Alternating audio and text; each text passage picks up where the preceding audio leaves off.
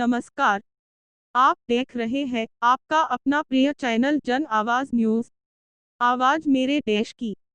कुख्यात विकास दुबे के एनकाउंटर के साथ ही सरकार की नाकामियों का भी हुआ एनकाउंटर।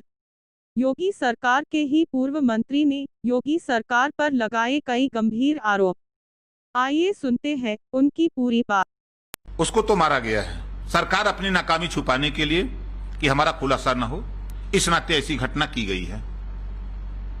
अपराधी था, उसको सजा मिलनी चाहिए थी। जब वो गिरफ्तार हुआ है तो उसको कोर्ट में पेश करना चाहिए, कानून के दायरे में। आप उसको फांसी देते, अगर दम है सरकार के पास तो उसको आतंकवादी पहले क्यों नहीं घोषित किया? अगर कोई मुसलमान, इस देश में कानून है कि मुसलमान अगर पुलिस के ऊपर पत्थर फेंक दे तो वो आतंकवादी हो जाएगा। अगर कोई हिंदू 10 पुलिस की गोली से भून दे तो गैंगस्टर हो जाता है, वो गैंगस्टर माना जाता है उसको। बाहर देश, बाहर प्रदेश, बाहर सरकार, इसको तो उसी दिन आतंकवादी घोषित करना जिस दिन उन्होंने 8 सिपाहियों को शहीद किया था। लेकिन ये सरकार नहीं, सरकार उसको गैंगस्टर इस नाते कि वो हिंदू था। अगर मुस्लिम होता तो पूरे देश में आतंकवादी बता दिया गया होता। सरकार की जो भी सही बात पत्रकार दिखा रहा है तो उसके खिलाफ मुकदमा लिखा जा रहा है। 62 मेरे संज्ञान में हैं, चाहे वो फतेहपुर का मामला हो, जल सत्याग्रह करना पड़ा पत्रकार भाइयों को, चाहे मिर्जापुर का मामला हो, चाहे बनारस का मामला हो, चाहे लखनऊ का हो, चाहे बलिया का हो, चाहे मऊ का हो, चाहे आजमगढ़ का।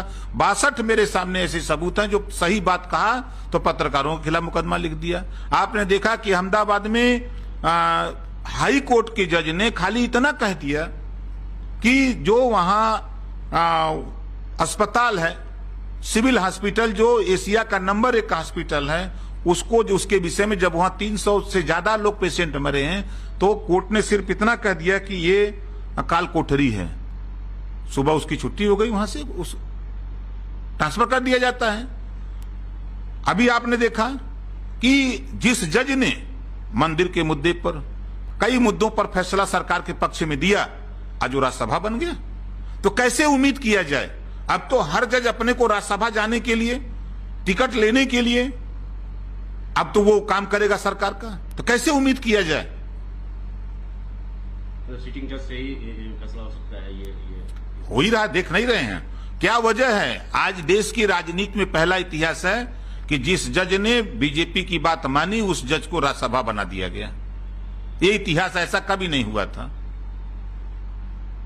लेकिन प्रदेश में तो कानून व्यवस्था की दुहाई दी जा रही है। कानून व्यवस्था देखिए, कानून व्यवस्था कोई दिन ऐसा नहीं, अभी 10 दिन के अंदर 62 हत्या हुई है उत्तर प्रदेश में। 10 दिन के अंदर कोई दिन ऐसा नहीं कि हत्या, लूट, डकैती, बलात्कार जैसी घटनाएं न हो रही हों। गरीबों के मुकदमे, पिछड़े, दलित, अल्पसंख्यक, वंचित समाज के मुकदमे थाने में नहीं लिखे जा रहे हैं, डांट के भगा दिए जा रहे हैं। अपराधी छुट्टा सांड की तरह घूम रहा है, जिसका उदाहरण अभी विकास दुबे था। ऐसे अभी बलिया की घटना बताऊं, सरकार अपराधियों को बचाने में लगी है। बलिया में इसी तरह की घटना, सीओ बनाम एसओ, एसपी ने बात को नहीं माना, सीओ को, एसओ की बात माना, चूंकि लेन देन उनसे होता रहा। उसी तरह का बलिया का भी पूरे, चाहे बलिया हो, चाहे बांदा हो, चाहे हमीरपुर हो, जहां जहां खनन का काम हो रहा है, पूरे प्रदेश में आपको बता रहा हूं, वहां विवाद चल रहा है। बलिया मैंने देखा कि एक थाना है आपका ये कोपाचेट, वहां सीओ और एसओ में झड़प हो गई। मामला उठा तो फिर बड़े अधिकारी जाके समझा दिए क्यों झगड़ा हो रहा, लेन देन का। तो नीचे से लेके ऊपर तक सब रिश्वतखोरी हो रही है। आज उत्तर प्रदेश में जो नारा देकर के बीजेपी आई थी, भारतीय जनता पार्टी, कि ना भ्रष्टाचार ना गुंडाराज, अब ना हट गया, सरकार पाते ही ना हट गया।